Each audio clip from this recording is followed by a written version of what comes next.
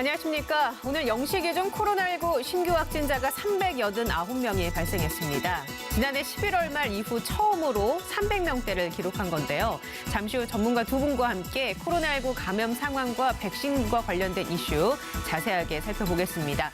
TBS 특보 코로나19 오늘도 현재까지 들어온 속보 중심으로 정리를 해드리겠습니다. 먼저 서울시에 나가 있는 취재기자 연결해서 밤사이 확진자 집계 상황 그리고 주요 대응책들 꼼꼼하게 살펴보죠. 서유선 기자. 네, 수도권 코로나19 대응 특별 상황실에 나와 있습니다. 네, 신규 확진자 수부터 살펴보죠. 네, 주말의 영향으로 코로나19 확산세가 다소 주춤한 모양새입니다. 오늘 0시 기준으로 국내 코로나19 신규 확진자는 총 389명, 누적 확진자는 총 72,729명으로 집계됐습니다. 최근 엿새간 500명대 신규 확진자를 기록한 것에 비하면 눈에 띄는 감소세기도 하고 지난해 11월 말 이후 54일 만에 300명대 진입이기도 합니다. 특히 지역 발생 확진자 감소세가 두드러집니다. 오늘 신규 확진자를 감염 경로별로 보면 지역 발생이 366명으로 전일 집계 대비 130여 명가량 줄었고 해외 유입은 23명에 그쳤습니다. 지역별로는 수도권을 중심으로 확산세가 계속되고 있습니다. 서울 128명, 경기 103명, 인천 13명 등 수도권이 전체 244명을 기록했고 그 밖에 비수도권 지역에서는 122명의 확진자가 나왔습니다. 국내에서 코로나19로 인해 사망한 사람은 전날보다 15명이 늘어서 1,264명이 됐습니다. 그럼 서울시 상황 조금 더 자세하게 살펴볼까요? 네, 서울의 코로나19 일일 신규 확진자 수는 11일 연속 100명대를 유지했습니다. 오늘 0시 기준으로 서울의 신규 확진자는 총 132명인데요. 서울의 신규 확진자를 주요 감염 경로별로 보면 지난 5일 첫 확진자가 발생한 동대문구 현대대중사우나 관련 확진자가 3명이 추가로 확인돼서 전체 22명으로 늘었고 용산구 소재 미군기지 관련 확진자도 3명이 늘어서 모두 20명으로 집계됐습니다. 자치구별로는 서울 성동구에서 13명이 추가로 확인돼서 가장 많은 확진자를 기록했고 동대문구 11명, 금천구 7명, 강북구와 서초구에서 각각 6명 등이 추가로 확인됐습니다. 서울의 코로나19 누적 사망자는 전일 집계 대비 6명이 늘어서 총 271명으로 집계됐습니다. 네, 오늘부터 방역 수칙에도 변화가 생기죠. 네, 그렇습니다. 사회적 거리두기 단계는 그대로 유지되지만 일부 다중 이용시설을 중심으로 일상에 변화가 생깁니다. 특히 가장 큰 변화는 기존에 착석이 금지됐던 카페에서도 식당과 마찬가지로 밤 9시까지 취식이 허용된다는 점인데요. 조금 전 점심시간에 둘러본 시청역 인근 카페 역시도 오랜만에 카페를 찾은 사람들로 북적이는 모습이었습니다. 다만 카페 역시도 식당과 마찬가지로 최대 4명까지만 한꺼번에 앉을 수 있고 2명 이상이 방문해서 커피나 디저트류를 주문할 때에는 1시간 이내로만 착석이 권고됩니다. 달라지는 것들도 있습니다. 실내 체육시설, 노래 연습장 등 대부분의 다중 이용시설은 시설 면적 8제곱미터, 약 2.4평당 1명으로 인원을 제한해서 운영을 할 수가 있는데요. 이는 기존의 사회적 거리두기 2단계에서 4제곱미터당 1명으로 인원을 제한했던 것보다 조금 더 강화된 조치입니다. 방역당국은 시설의 신고 면적이 아닌 실제 이용 면적을 고려해서 밀집도를 조금 더 완화하기 위한 조치라고 설명했습니다. 이 밖에 유흥주점과 단란주점, 감성주점 등 유흥시설 5종, 홀덤퍼, 파티룸 등은 여전히 운영이 중단됩니다. 사회적 거리두기 연장에 맞춰서 서울시 임시 선별검사소도 운영이 연장된다고요. 네, 그렇습니다. 서울시는 코로나19 익명 검사를 받을 수 있는 임시선별검사소의 운영 기한을 다음 달 14일까지 4주 더 연장한다고 밝혔습니다. 이는 설 명절 특별 방역 대책과 연계한 조치라고 서울시는 설명했는데요. 운영은 이어가되 검사소의 효율적인 운영을 위해서 기존 56곳 가운데 4곳은 운영을 중단하기로 했습니다. 또 강서구 검사소 1곳, 서초구 검사소 1곳은 오늘부터 운영 장소가 변경됩니다. 기존의 강서구 마곡 실내 배드민턴장 주차장에 설치됐던 검사소는 오늘부터는 마곡 8구역 공영 주차장으로, 서초구 반포 종합운동장 검사소는 양재 근린공원에서 이용이 가능해집니다. 가까운 임시선별검사소 위치나 운영 시간은 서울시 홈페이지나 다산 콜센터, 네이버 지도나 카카오맵에서 확인하면 됩니다.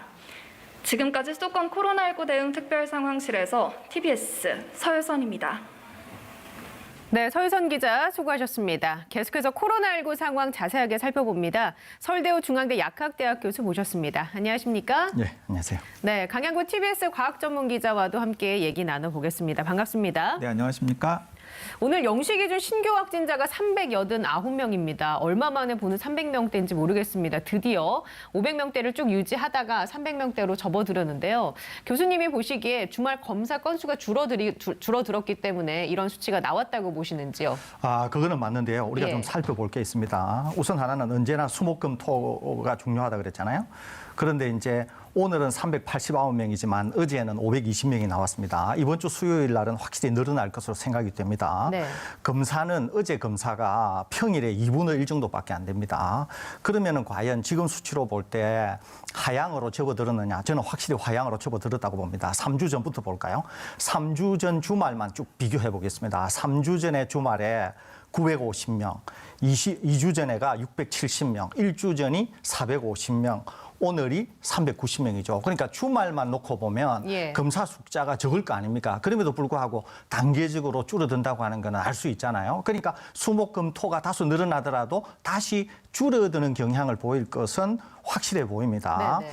다만 수요일 날에 좀 늘어날 이유는 지금 양성률에 있어서 큰 변화가 없거든요. 어제에 예. 비해서. 그렇기 때문에 양성률은 그대로 유지가 되고 있는데 검사 숫자가 줄었으니까 검사 숫자가 늘면은 양성률이 그대로 적용될 경우에는 확진자 수가 늘어날 수는 있죠. 그러니까 수목금토에는 좀 늘어날 가능성이 있지만 그럼에도 불구하고 3주 전부터 경향을 보면 계속 내려가는 경향을 보이고는 예. 있죠. 다만 단계 조정에 따른 단계는 조정되지 않았습니다만은 미세 뭔가 변화는 있었지 않습니까? 그래서 일부 업종을 이제 허용하고 네네. 완화하기는 하고 이랬는데 이런 것들이 향후에는 다소 영향을 미칠 것 같습니다. 그렇기 때문에 우리가 이제는 하향으로 접어들었기 때문에 확실히 국민들께서 협조하시게 되면 더 좋은 경향으로 갈 수는 있을 것 같은데 지금의 단계 조정에서 다소 완화된 이 조치가 향후에 어떤 영향을 미칠까 이것을 예의주시해야 될 것으로 생각이 됩니다. 그러면 수목금에 조금씩 늘어날 수는 있지만 그게 또 다시 이렇게 치솟을 가능성은 없다고 보시는 거군요. 다만 단계가 조정이 되어서 미세 조정한 것이 크게 영향을 안 미치면은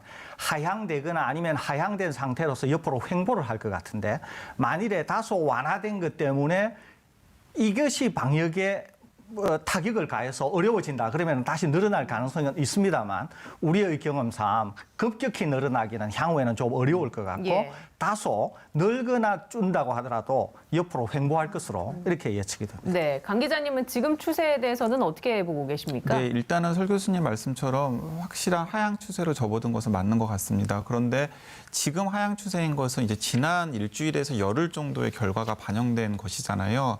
그러면 지난 일주일이나 열흘 정도에 어떤 일이 있었는지를 떠올려 보면 일단은 연휴가 끝나고 나서 이동량이나 접촉량이 좀 늘어날 가능성이 있기 때문에 어떻게 될지 좀 걱정을 했었는데 일단은 지난주부터 어제까지 주말을 거치면서 이제 또렷한 하향 추세가 보였습니다. 그러니까 연휴가 끝나고 나서도 이 5인 이상 사적 모임 금지를 한 것이 굉장히 유효한 대책이었다라는 것을 우리들이 확인할 수 있었던 대목이고요. 이제 또 하나는 굉장히 추웠지 않습니까? 예. 설 연휴 끝나자마자 그렇기 때문에 전체적으로 너무 추위 때문에 이동량과 접촉량이 줄어든 측면은 분명히 있었던 것으로 보입니다. 그런 요인들이 이제 모아져 가지고 지금 하향 추세를 만들었는데 문제는 이제 이번 주부터 이제 단계의 세부적인 내용이 네네. 좀 조정이 되면서 5인 이상 사적 모임 금지는 그대로 유지가 되지만은 뭐 카페가 문을 연다든 등의 변화가 있지 않습니까? 그런 변화가 이동량이나 접촉량에 어떤 영향을 줄지 그리고 또 여전히 날씨는 좀 유동적이긴 합니다만은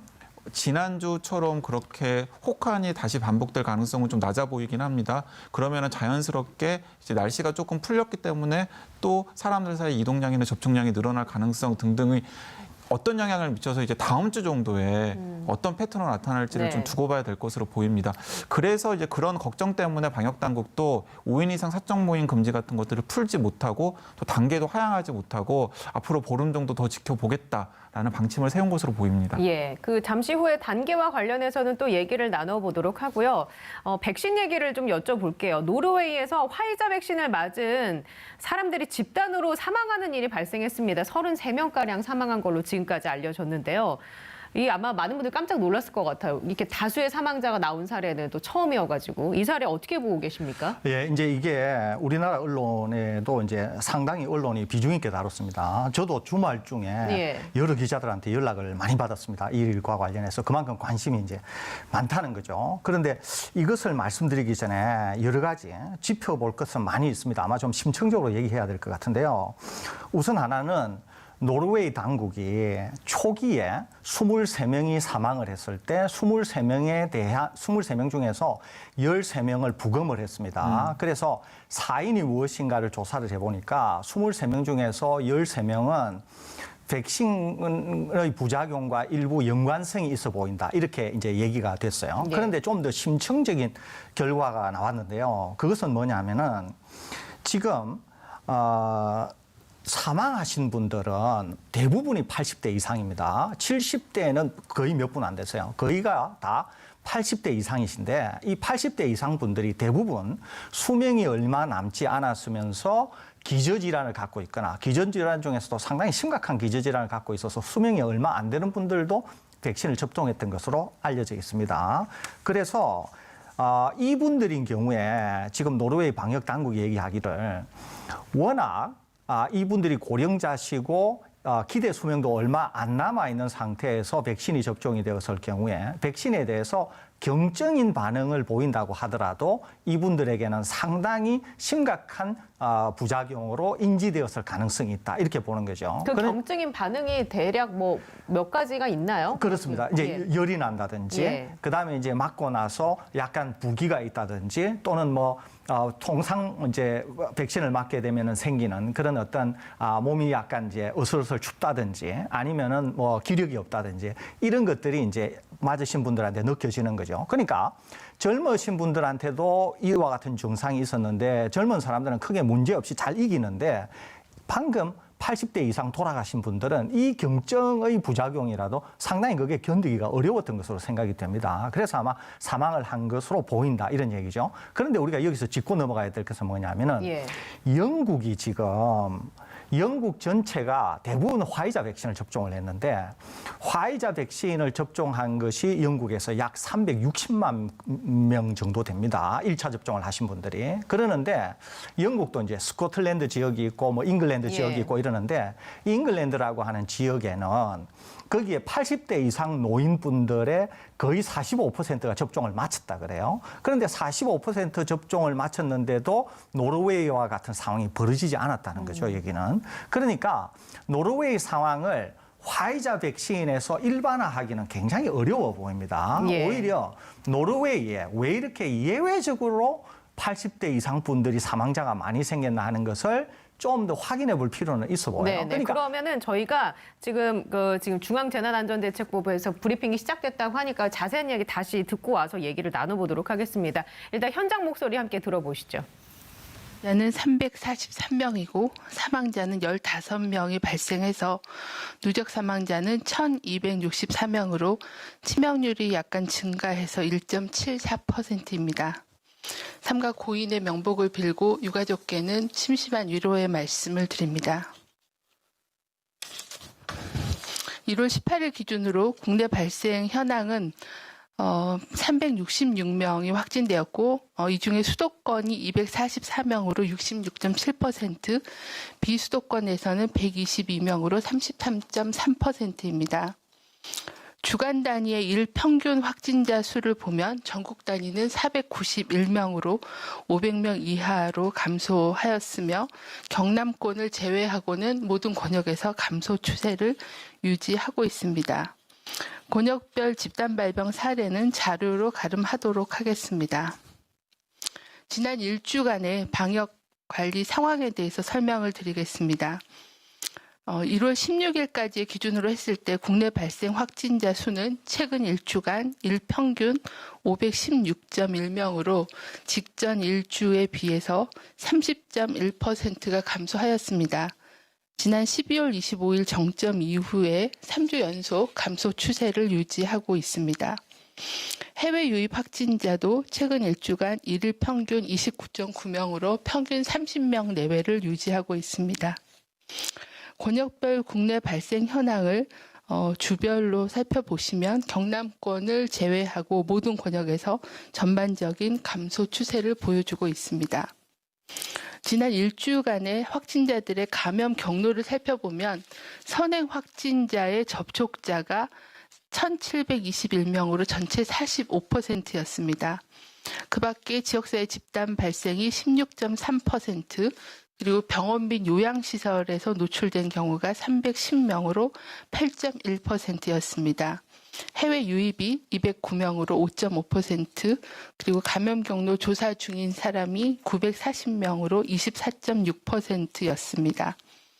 지난 4주간의 확진자의 감염 경로를 비교하는 표를 보시면 확진자의 접촉으로 발생한 경우가 지난 12월 말 52주차에는 34.8%였으나 21년도 3주차 지난주에는 45%로 비율이 많이 증가하였습니다.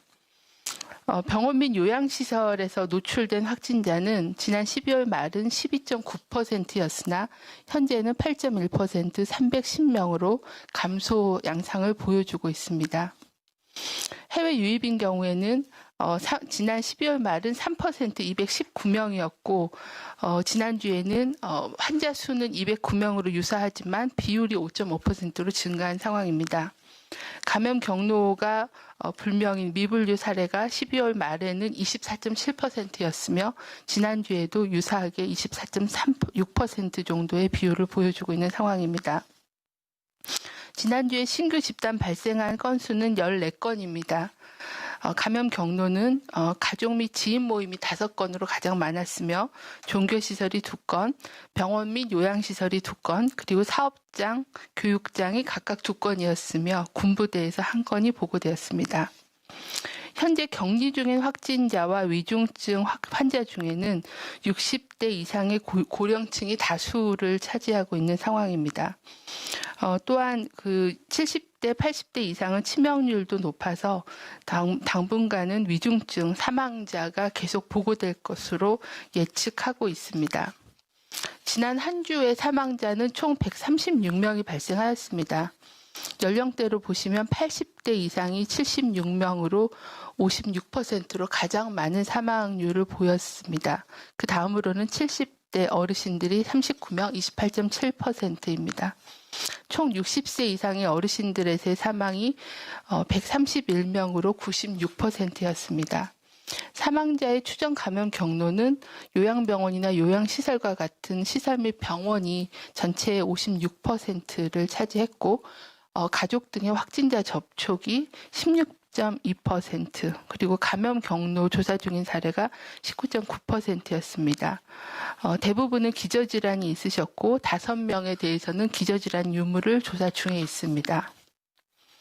국내 코로나19 확진자 수가 한 달간 계속 감소하고는 있지만 여전히 감염 확산의 위험이 있는 상황입니다. 여러 가지 위험 요인에 대해서 설명을 드리겠습니다. 먼저 일상 속 감염과 숨은 감염원은 여전히 상존하고 있습니다. 11월 이후 감염 경로 중에 확진자 접촉에 의한 감염이 35.4%, 그중에 특히 가족이나 직장 내의 전파가 62.4%로 가족 또는 지인 그리고 동료 간의 접촉으로 인한 감염이 계속 증가하고 있는 양상입니다. 또한 감염 경로가 확인되지 않은 조사 중인 사례가 22.3%로 지역사회에 숨은 감염원이 있다는 것을 의미할 수 있습니다.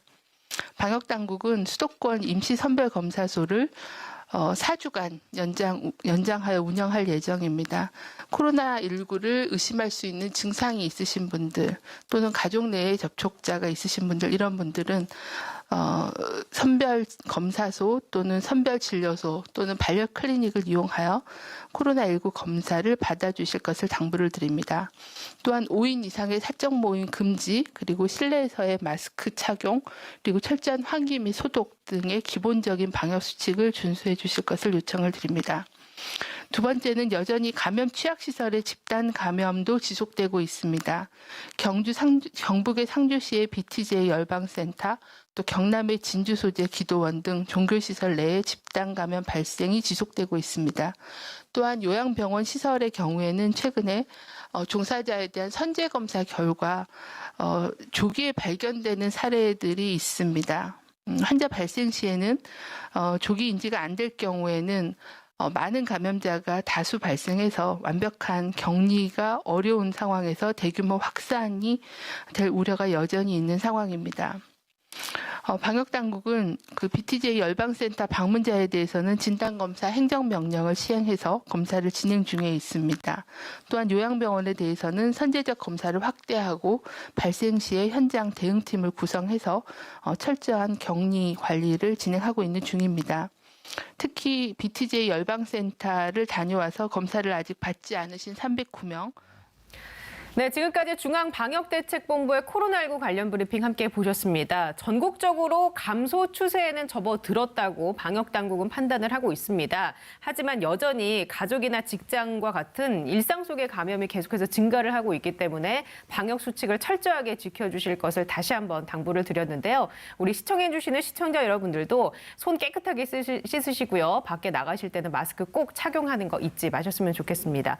강 기자님, 그 브리핑 중에 몇 가지 지표만 좀 확인을 하겠습니다. 네. 일단 선행 확진자 접촉이 85%라는 얘기가 나왔거든요. 네, 그렇습니다. 이제 두 가지로 이제 방역 당국은 구분을 하는데요. 그러니까 집단 감염을 통해서 확진 환자가 발생하는 경우랑, 그리고 일상생활 속에서 먼저 확진된 사람과 접촉을 해가지고 바이러스가 전파되는 경우를 이제 구분을 한 다음에 후자의 경우를 선행 확진자를 접촉해서 바이러스에 감염된 사례로 간주를 했는데요.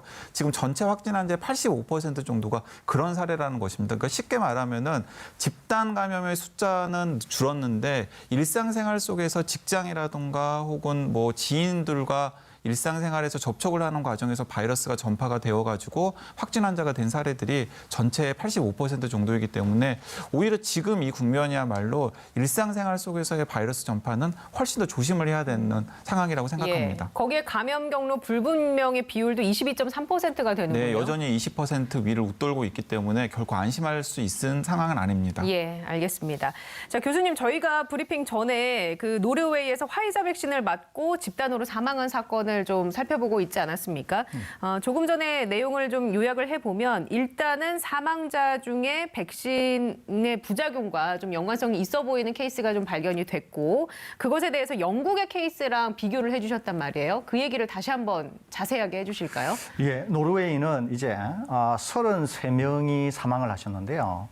이 33명 중에서 부검을 일단 13명을 했습니다. 그런데 부검 13명이 다소 인과관계가 있어 보인다 이러는데, 제 개인적으로는 인과관계가 있어 보이기는 좀 어려워 보입니다. 왜냐하면 다른 사례를 먼저 설명을 드리는 게 좋을 것 같아요.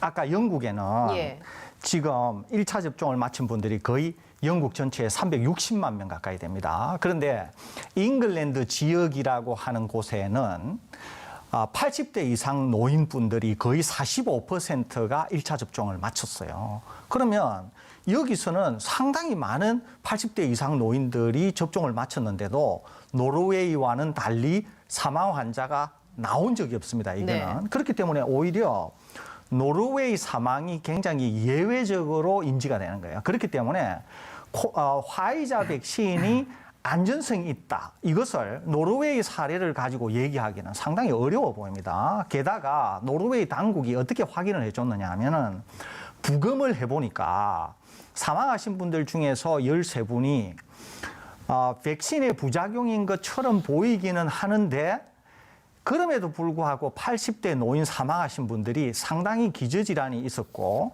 실제로 예상된 수명이 얼마 안 됐던 분들이 백신을 접종해서 사망에 이른 것으로 보인다. 사망은 다소 백신하고 관계가 있어 보인다. 왜 관계가 있어 보인다고 설명을 했냐면은 젊은 사람들이 보이는 정도의 경증 부작용을 이 돌아가신 분들도 나타냈는데, 돌아가신 분들이 나타낸 정도의 경증 부작용은 정작 젊은 사람들한테는 전혀 문제가 안 되는 것인데, 이 80대 이상 되는 분들, 특히 수명이 얼마 남지 않은 분들에 있어서는 그것마저도 굉장히 심각한 부작용으로 나타났다는 것으로 보인다. 예. 그래서 백신과의 연관성이 있어 보인다. 이것이 노르웨이의 총체적인 그런 당국의 설명이거든요. 그러니까 아까 제가 말씀드린 것처럼 영국의 사례, 그다음에 노르웨이에서 사망하신 분들의 연령, 기저질환, 그다음에 부작용과 일부 관계가 있다고는 하지만은 부작용 때문에 사망했다고 보기에는 석연치 않은 구석, 그리고 전 세계에 상당히 많은 화이자 백신을 접종한 80대 이상 분들에게서도 이렇게 심각하게 사망이 없는데 노르웨이에서 이런 사망이 일어났다고 하는 것과의 비연관성 이런 예. 것들을 따지고 볼 때는 오히려 노르웨이의 사망 사고가 상당히 예외적으로 보이게 되고 오히려 그것은 너무 고령자가 기저질환을 갖고 있어서 생긴 그런 단순한 사고라고 네. 생각이 돼요. 우리나라에서 마치 독감 백신을 접종했을 때도 막 사망자가 나와서 우리가 깜짝 놀랐지 않습니까? 그런데 알고 보니까 사실은 심각한 인과관계가 없었다. 이렇게 판명이 났지 않습니까? 아마 노르웨이 건도 그렇게 정리가 되지 않을까 이렇게 생각이 만약에 듭니다. 백신 자체에 문제가 있어서 그게 부작용으로 이어진다면 지금까지 화이자 백신을 맞은 그 수만 명의 수십만 명의 그 고령자 분들에게도 문제가 집단적으로 나왔었어야 되는 거 아닙니까? 그렇습니다. 제가 예. 아까 말씀드린 것처럼 영국에는 아까 잉글랜드 지역만 하더라도 80대 이상의 45%가 맞았다 그랬잖아요. 그런데 여기에는 지금 사망 사고가 보고가 되지 네네. 않거든요. 거기에다가 다른 국가들, 미국 같은 데도 1차 접종 대상이 의료진하고 고령층이거든요. 그런데 거기에도 이런 노르웨이와 같은 사망이 없는 거 아닙니까? 그러니까 기본적으로 화이자 백신이 기본적으로 안전성에 문제가 있다고 하면 접종이 되는 국가가 어디든지 상관없이 노르웨이와 같은 사망은 곳곳에서 생겨야 되는 것이거든요. 근데 이제 그 뭐 사망한 사례가 있긴 있습니다. 예를 들면 미국 같은 경우에는 56세 건장한 의사가 화이자 백신을 맞고 혈소판 감소로 사망을 했고요. 이스라엘에서도 75세 남성, 88세 남성이 접종 뒤에 사망을 했고 포르투갈도 40대 여성이 사망을 했거든요. 근데 맞습니다. 이 케이스는 뭐 너무 적을까요? 어떻게 보세요? 그렇지는 않고요. 예.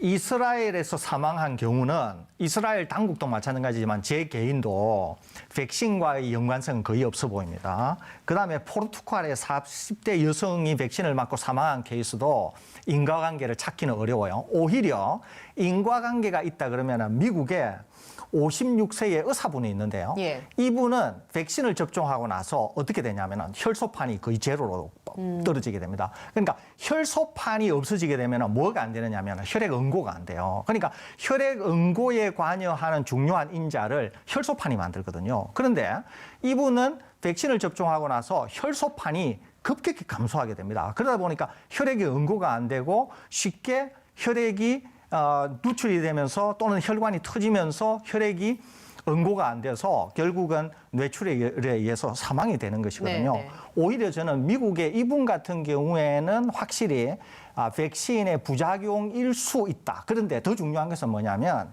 혈소판이 감소되는 경우가 일부 있기는 하지만 이 의사분처럼 아주 극단적으로 혈소판이 감소되는 경우가 아주 예외적으로 있거든요. 이분은 뭐 10만 명에 한 명도 아니라 거의 100만 명에 한 명 나올까 말까 한 예. 정도거든요. 그러니까 임상시험에서도 이런 경우는 쉽게 찾기가 어려워요. 그래서 오히려 미국의 56세 의사분이 돌아가신 이 예외적인 경우는 이분이 가지고 있는 어떤 체질적인 특성에 의해서 생기는 어떤 알레르기 반응이나 이것 때문에 혈소판이 심각하게 감소되었을 수는 있는데 그 이외에 지금 노르웨이, 이스라엘, 포르투갈 이런 데서 생긴 사망 사고는 백신과 특히 화이자 백신과의 직접적인 연관성을 찾기는 상당히 어려워 보입니다. 예. 그러면은 일부 전문가들은요, 중국 전문가들도 그렇고 화이자와 같은 mRNA 백신 사용을 좀 중단해야 하는 거 아니냐라고 얘기를 하면서 중국 백신을 사용해야 한다라고 또 얘기를 하고 있단 말이죠. 이 부분은 우리가 어떻게 해석해야 합니까? 네, 일단 이제 두 가지로 나눠가지고서 좀 이렇게 접근을 해야 될 것 같은데요. 이제 첫 번째는 방금 설 교수님께서 자세하게 설명을 해주신 것처럼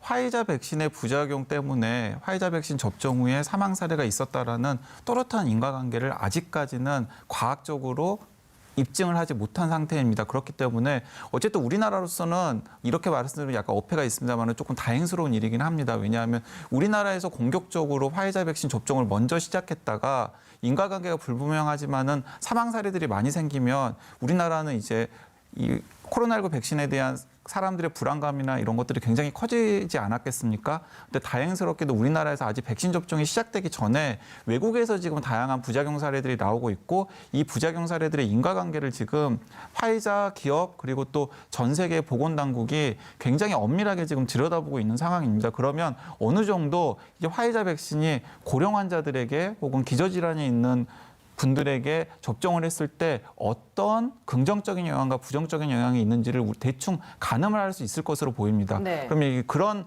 데이터들을 기반으로 해가지고 우리나라에서는 백신 접종을 시작을 할 때 좀 더 주의를 기울이면 되는 것이거든요. 예. 그래서 이제 그런 식으로 좀 계속 모니터링하면서 접근을 할 필요가 있겠다라는 생각이 들고요. 그리고 지금 중국이나 러시아 전문가들이 제일 화이자나 모더나 백신을 굉장히 비판하고 있습니다. 그것은 무엇이냐면 기본적으로 중국이나 러시아가 지금 자국에서 만든 백신이 있는데 국제사회 수용성이 굉장히 낮아요.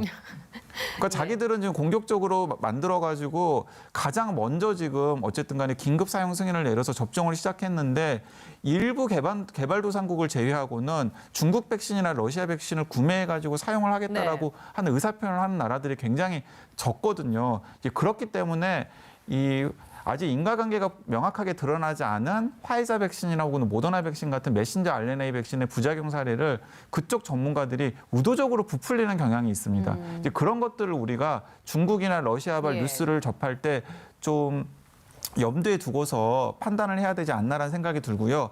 중국 백신도 여전히 의구심이 많습니다. 어떻습니까? 중국 백신의 임상 결과가 좀 왜냐하면 천차만별이어서요. 일단 중국 백신은 동료 심사를 받은 명확한 데이터가 축적이 되어 있는 임상시험 결과를 논문의 형태로 발표한 적이 없어요. 그러니까 그게 이제 한 가지 문제고요. 그리고 중국 본토를 비롯한 중국과 관계가 있는 여러 개발도상국에서 공격적으로 중국 백신을 접종하고 있긴 한데 문제는 뭐냐면 접종 후에 다양한 부작용 사례들이 당연히 나왔을 것인데 그런 부작용 사례들이 체계적으로 정리가 되어서 또 공개가 되지 않고 있습니다. 그런 나라들의 특성상. 그렇기 때문에 중국 백신은 효과가 있는지 없는지 그리고 효과가 있어도 부작용이 있는지 없는지 같은 것들을 지금 명확하게 판단할 근거가 없다라는 게 좀 답답한 측면입니다. 그 상황에서 또 중국 백신을 선택하는 게 쉽지는 않겠군요. 않죠, 네. 근데 보니까 뭐 유통은 주로 저소득 국가나 개발도상국 위주로 되고 있는 것 같긴 합니다만은. 그런데 교수님 이렇게 화이자 백신과 관련해서 논란이 이어지게 되면 일부 고령층에서는 기저질환자라든지 고령층에서는 백신을 거부할 수도 있는 거 아닌가라는 생각도 들거든요. 어떻습니까? 예, 우선 그럴 수 있다고 봅니다. 그렇기 때문에 이제 방역 당국과 전문가들이 굉장히 투명한 정보 공개와 과학적 사실 이런 것들을 잘 설명을 드려야 될 것 같고요. 그나마 우리나라에서는 다행스러운 게 1차적으로 도입되는 게 아스트라제네카 백신일 가능성이 많거든요. 그러면은 우리나라의 접종 우선순위는 1차적으로 의료진하고 그다음에 65세 이상 정도 되면서 요양원이나 요양병원에 계신 분들이 먼저 접종을 하지 않습니까? 그러니까 이분들이 아스트라제네카 백신을 접종할 가능성이 많습니다. 그래서 이제 그 이후로 오히려 젊은 분들이 화이자나 모더나 백신을 접종할 가능성이 많게 되는 거예요, 우리나라는. 그러니까 이제 노르웨이 보건당국에 따르면 고령층이면서 기저질환을 갖고 계신 분들은 화이자 백신을 맞게 될 경우에는 혹시 위험할 수도 있으니까 접종을 권하지 않는다. 다만 젊은 분들은 화이자 백신을 적극적으로 접종하라. 이렇게 지금 얘기하고 있거든요. 그러니까 우리나라는 아스트라제네카 백신을 오히려 고위험군이라고 볼 수 있는 80대나 이런 분들이 맞을 것 같고 나중에 젊은 분들이 오히려 화이자 백신을 맞을 수 있으니까 노르웨이 보건당국이 얘기하는 것과 어느 정도 맞아떨어지는 거죠. 더더구나 우리는 고령층인 경우에는 특히 코로나19에 의해서도 보호를 받아야 되지만은 백신 접종을 통해서도 부작용에 의해서 사망을 하면 안 되잖아요. 그런데 고령층이 나중에 이제 접종을 하게 될 경우는 그나마 아스트라제네카 백신일 가능성이 있고 그다음에 젊은 층이 접종을 하게 될 경우에는 화이자 백신인데 화이자 백신에 대한 데이터는 더 쌓일 것 같거든요. 안전성에 대한 거는. 그렇기 때문에 우리 당국은 이런 거를 적극적으로 설명을 드리고 수용성을 높이면서 충분히 안전하다. 그렇게 해서 접종이 돼야 되지 않을까 이렇게 생각이 듭니다. 오늘 또 한 가지 또 우리나라로서는 다행스러운 일이 무엇이냐면 이제 아스트라제네카 백신 같은 경우에도 지금 우리나라의 계획대로 방역 당국의 계획대로라면 이제 2월 말 정도부터 접종이 시작될 가능성이 굉장히 큰데요. 그때까지 이제 한 달 정도 넘는 기간이 남았지 않습니까? 일단 인도에서 3억 명이 전 세계에서 가장 큰 규모로 아스트라제네카 백신 접종이 시작이 되고요. 예. 그리고 또 1월 4일부터는 영국에서 6천만 명 정도 되는 영국 인구를 대상으로 해서 아스트라제네카 백신 접종이 시작이 되었습니다. 그러니까 1월, 2월 한 2달 정도가 지나면 이 영국이나 인도에서 아스트라제네카 백신과 관련된 다양한 부작용 사례 등등에 대한 데이터를 우리들이 또 확보를 할 수 있는 상황이 됩니다. 그렇기 때문에 2월 말에 아스트라제네카 백신 접종을 우리가 시작할 때는 아스트라제네카 백신이 65세 이상의 고령 환자들에게 어떤 영향을 미칠지에 대해서도 상당한 데이터들을 가지고 있는 상태에서 접종이 시작될 것이기 때문에 우리 국민으로서는 크게 걱정할 필요가 없다라는 생각도 듭니다. 또 하나는 예. 지금 영국은 아스트라제네카 백신을 1월 4일부터 했으니까 거의 길게는 지금 15일, 짧게 잡는다고 하더라도 10일 정도는 지났거든요. 만일에 심각한 부작용에 의해서 순식간에 사망한 사례가 있다고 하면 벌써 아스트라제네카 백신에 대한 문제점이 곳곳에서 드러났을 가능성이 많습니다. 시기적으로요? 그렇습니다. 네. 인도도 그렇고. 그런데 이제 제가 아스트라제네카 백신과 같은 것을 하는 사람이니까 아스트라제네카 같은 기술은 비교적 안전하거든요. 그런데 이제 이런 논란이 또 있어요. 화이자나 모더나는 예방률이 95% 막 이렇게 된다는데 예. 아스트라제네카는 뭐 70% 막 이런 거니까 이거 효율이 너무 떨어지는 거 아니냐 이렇게 또 걱정하시는 어르신들이나 일부 국민들이 있으신 것 같은데 예방률 95%, 90%, 예방률 70%는 숫자에 의한 표현이고 실제로 현장에서는 95%가 70%보다 더 좋을지 또는 70%가 심지어는 95%보다 더 좋을 수도 있습니다. 이것은 어떤 수식에 의해서 나온 거기 때문에 실질적 예방 효과와는 크게 상관관계가 없습니다. 그렇기 때문에 95%나 70%는 거의 그 예방 효과에서는 거의 차이가 없을 정도로 예. 같다 이렇게 볼 수 있는 것이거든요. 그렇기 때문에 이 숫자에 경도되셔가지고 네네. 나는 95%짜리를 맞아야지 이런 생각은 굳이 가질 안 해도 필요 된다. 없다는 말씀을 첨언해서 드립니다. 오늘 대통령 신년 기자회견에서 코로나 관련 얘기들이 많이 나왔습니다. 문 대통령은 만약 백신에 대한 불안감이 높아지면 본인이 가장 먼저 백신을 맞겠다라고 밝혔거든요. 어떻게 보셨어요? 이 그 신년 기자회견에서 백신과 관련해서 나왔던 얘기들 중에 인상 깊었던 부분이 있었을까요? 일단은 문재인 대통령께서 굉장히 우리나라의 백신 준비 상황에 대해서 이제 자신감을 가지고 계시는 것으로 생각이 네. 됩니다. 그래서 2월부터 9월까지 접종이 필요한 국민들의 1차 접종을 마쳐서 11월 이전에 백신을 통한 집단 면역을 형성하겠다라고 하는 기존의 방역 당국이 계속해서 밝혀온 계획을 다시 한번 이제 대통령의 입으로 이제 확인을 시켰고요.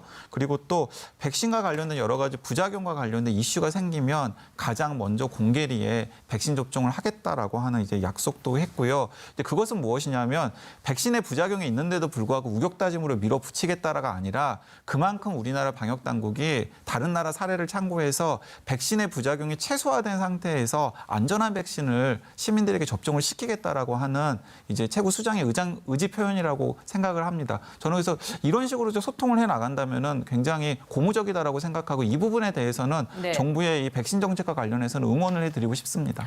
그래서 사실은 저희가 오늘 이제 백신 접종률을 높일 수 있는 그런 동기를 부여할 수 있는 여러 가지 방안들을 마련을 해놨는데 시간이 많이 짧아서 이 얘기는 다음에 다시 나누도록 하고요. 오늘 두 분과는 여기서 인사를 나누도록 하겠습니다. 지금까지 서울대우 중앙대 약학대학 교수 강양구 TBS 과학전문기자와 얘기 나눴습니다. 서울시는 코로나19 확산을 막기 위해서 누구나 익명으로 무료 검사가 가능한 임시 선별검사소를 운영하고 있죠. 증상이 없어도 검사 받으실 수 있으니까 적극적으로 참여해 주시기 바랍니다. 오늘 여기서 인사드리겠습니다. 건강한 하루 보내시기 바랍니다. 고맙습니다.